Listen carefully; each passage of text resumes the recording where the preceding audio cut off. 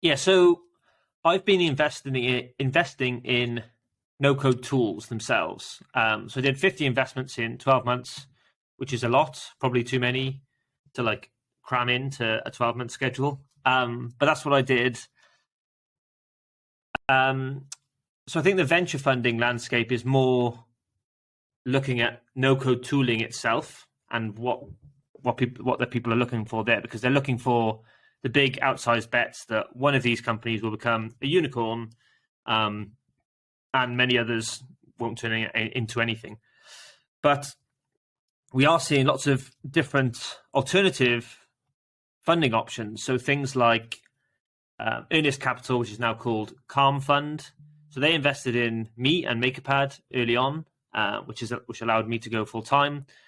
So their funding model is different, where it's, do you have a business? Do you have some customers? Like, you just sort of do the normal pitch of, this is what I built, how I built it, why the market's important, what I'm solving for customers. Um, and they give you a bit of runway. They give you like a year or two's worth of funding, and then you pay them back in a revenue share model. But it's very, very founder friendly. It's a lot different to like get funding from something like that than going to a VC pitching to 100 investors, having one or two say maybe, and all of that sort of song and dance. So I think we will see more companies built with no code tools that are just businesses, right? They're just businesses that have customers that make money. Like, it doesn't really matter that they're built on no code tools. That's not the point. And if people are focusing on that point, they might miss the forest for the trees. Like, okay, you are solving, like, you have a course business, you get 10,000 users a month, they all pay you this much, you've got a conversion funnel, all of that sort of stuff.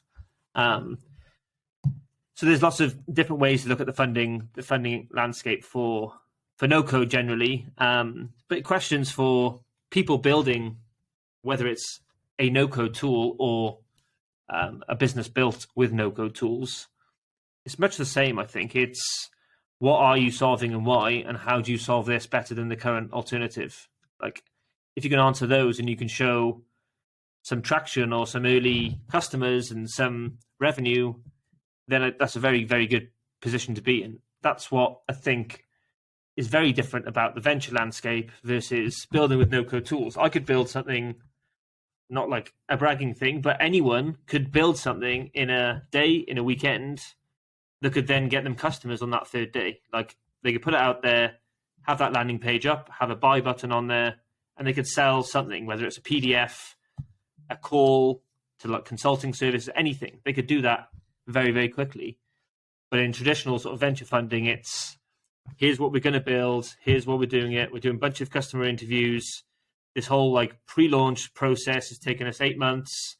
We're going to go into like an alpha section of 8 months, and then we're going to do a beta for a year, and then we're going to go and publicly launch. Like, all of those things, some, like, lots of companies kind of need to do that, but most businesses don't. Like, 99% of businesses don't. And if people are really like true to what they're actually trying to build, like, are you trying to build the next Uber, next Facebook, or are you just trying to build a good business that you can run, that, yes, can still make you hundreds of thousands or millions a year?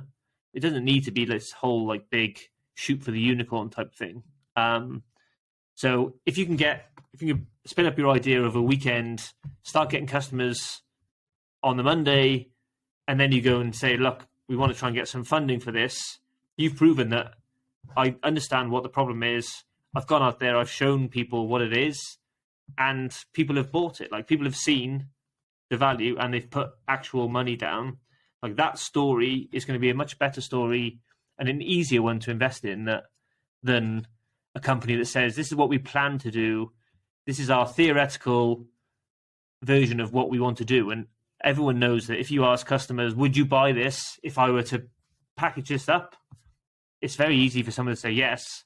It's a very different scenario for them to actually put in their credit card details and click buy now. So yeah, that's how I'd focus on it. And yeah, MakerPad just happened because we had customers.